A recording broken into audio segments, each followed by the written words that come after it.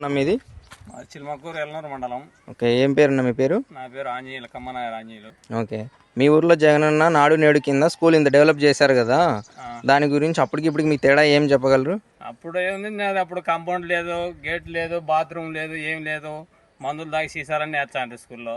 యువత జగన్ వచ్చినా compound కట్టించినాడు, gate కట్టించినాడు, బాత్రూములు, బెంచీలు, బల్లారు, స్కూల్ పిల్లలకు బుక్కులేం, బూట్లేం, వాళ్ళ తిండి తీర్థాలేం అన్ని లక్షణంగా బ్రహ్మాండం జరుగుతుంది. అప్పుడు 15 మంది 20 మంది వచ్చేవాళ్ళు, ఇప్పుడు 120 మంది పిల్లలు స్కూల్కి వస్తారు. ఓకే, ప్రైవేట్ స్కూల్ కంటే ఇక్కడికే బాగా వస్తున్నారు. వస్తున్నారు. ఓకే, బడి బాగా చెప్తున్నారన్న చదువు అప్పటికి ఇప్పటికి? చెప్తాను, బడి ఏం బాగా చెప్తాను కానీ స్కూల్లో ప్రైవేట్ స్కూల్లో గడిచిపెట్టి ఇక్కడ వచ్చండి. అది చెప్పకుంటే ఎందుకు వస్తారు ఇక్కడ? ఓకే, మరి అప్పుడు ఊరికి డబ్బులు వేస్ట్ ఆ రంగులకి కాంపౌండ్లకు అంటున్నారు కదా, వాళ్ళు మళ్ళీ దానికి ఏం పిల్లలకి ఏంటి వేస్ట్? అప్పుడు జన్మభూమి కమిటీ నెంబర్లు వేసుకున్నారు, వాళ్ళ వరకు ఏదో తినాలని వాళ్ళు చేసుకున్నారు. ఇప్పుడు అట్లా లేదే.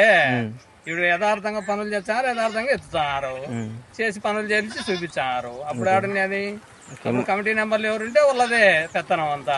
మంచిదేనా అంటారా? ఇది మంచిది, చాలా మంచిది. 50 ఏళ్ళ చరిత్రలో కూడా లేదు ఇంత.